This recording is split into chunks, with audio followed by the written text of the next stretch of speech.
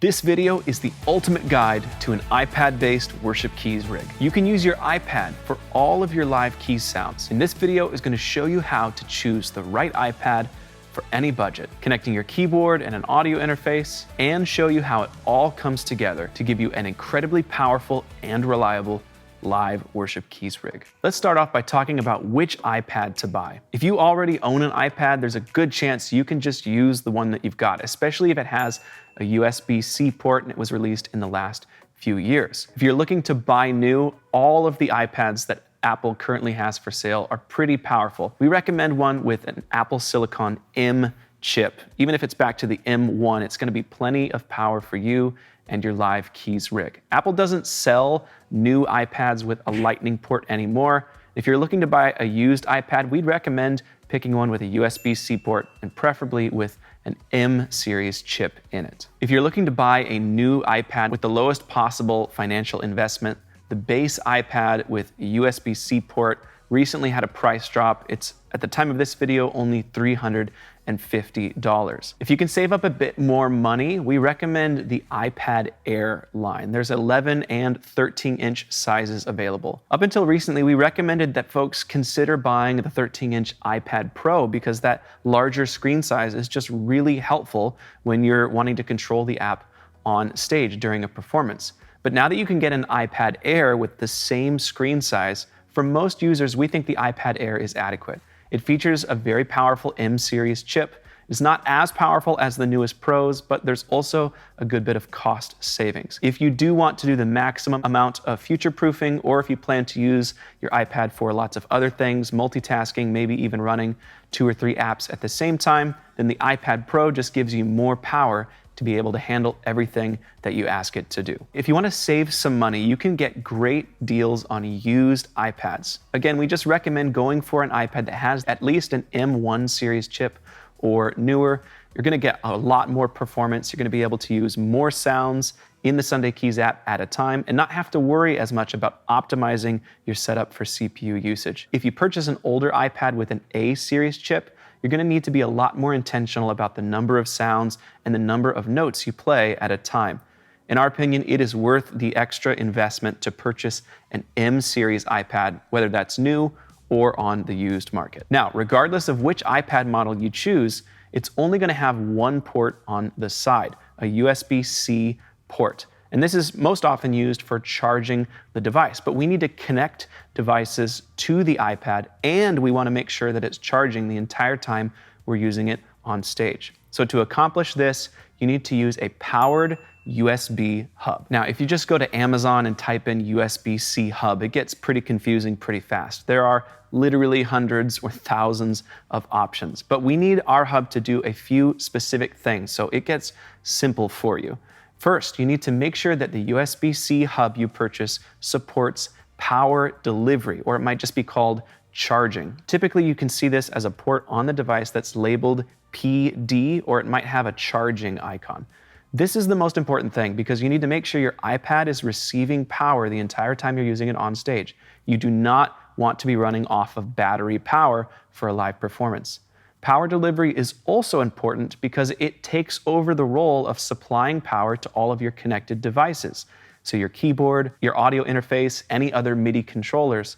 You don't want to have to ask your iPad to do all the work of running the app and also supplying power out to those connected devices. Instead, the USB hub with power delivery takes care of that for you. The second consideration is just making sure you have enough physical USB ports for the devices you need to connect. For most users, that's a minimum of 2 USB-A or USB-C ports. Most often, that's an audio interface and some kind of MIDI controller. But if you want to give yourself a little bit of room to grow, or you know you'd actually like to connect 2 MIDI controllers at once, make sure that you count the number of ports you anticipate needing now and in the near future, and find a hub that has enough for your needs. We've done some research to find a couple rock-solid options for you that can power all of your devices, plenty of connectivity, and they can charge your iPad. They're both from the company Anker. The only difference between them really, there's a bit of a construction quality difference. This one feels a little sturdier. It has an SD card input, which you don't need. They have the same number of ports, and they both support power delivery. This one's about $10 less than this one, so I'll let you decide which makes the most sense to you. Whichever you choose, you're going to connect a power supply into the power delivery port, and then all of your interface, MIDI controller, they're going to plug into those USB ports. Then this end is designed to go straight into your iPad. But for most live keys rigs, we think it's a good idea not to just have all the weight of that hub sort of hanging off the side of your iPad, which is why we also recommend you spend another $8 or $10 on a simple USB-C extender cable like this one. Now on one side, this is just a basic receiving USB-C port, so it plugs in like that. And then the other side, what I love about this cable is that it is a right angle. So you can get it really nice and flush against your iPad. It just makes it less likely to get jostled by a stray elbow while you're on stage, making that connection a bit more secure. So just to make sure that USB hub connection is always solid, we think an extender cable is worth the extra cost. So now that the USB hub and extender are connected to the iPad, next up we want to connect a power supply that's going to provide plenty of juice to the entire rig. We'll put a link in the description to the power supply that we recommend, and it's USB-C on this side. So it's basically like a laptop charger, a MacBook Pro charger. And this is the one we found that's a great price. It's reliable, and it has plenty of power available. So we just locate the port on the hub that is labeled as PD, and this USB-C plugs right in, and then we're all set. Now that your USB hub is connected and has power, it's time to start connecting all of your devices. Let's start with your MIDI keyboard. Your keyboard is going to connect to the USB hub via one of three ways. The most common way on modern controllers is just over a USB cable. This keyboard connects over USB, so I'm just going to plug this straight into the hub and it's ready to go. Other keyboards might have a MIDI port instead of a USB hub. In those cases, just use a MIDI to USB cable. We recommend the Mio from iConnectivity, or you can connect a MIDI cable to an audio interface that has MIDI ports on the back. We'll talk more about connecting audio interfaces in just a second. For most contexts, if your keyboard has a USB port, you can use it, and it's the simplest way to get connected. Now that the keyboard's connected, let's get the audio out of your iPad to your soundboard. To do this, you need an audio interface. This is the PreSonus Audio Box. It's a really affordable audio interface that gives you 2 mono outputs. It's built like a tank, and it's a great deal. So if you have a simple setup where you want to just run 1 or 2 lines out to your soundboard, this is a great way to go. Now, just like the keyboard, this connects over USB, and you're just going to plug it straight into the hub. And then on the back, there are 2 1/4-inch outputs.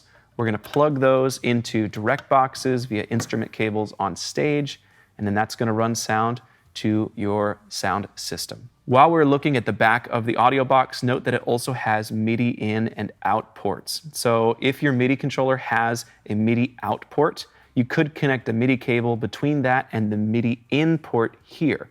Then the audio box is going to be functioning as both your audio interface, so your audio output, and it's going to send MIDI into the iPad. So this is sort of a 2-in-1 if you have a keyboard with a MIDI port that you'd like to use. If you need a bit more flexibility in your outputs, you're going to need a more advanced audio interface with more than 2 outputs available. We recommend the track rig from the folks at Loop Community. It gives you 8 balanced XLR outputs. When you connect an interface with more outputs to the Sunday Keys app, you can take advantage of flex routing, which lets you send different kinds of sounds to different channels on your soundboard. The track rig is simple to set up. It connects over a USB cable, just like the audio box. So I've already got that connected. It has a dedicated power supply, and then you can plug XLR cables directly into its 8 dedicated outputs. So in this example, I could send 4 mono outputs or 2 stereo signals to my sound desk and give my sound person more control over the mix. Now that everything's connected, we can play.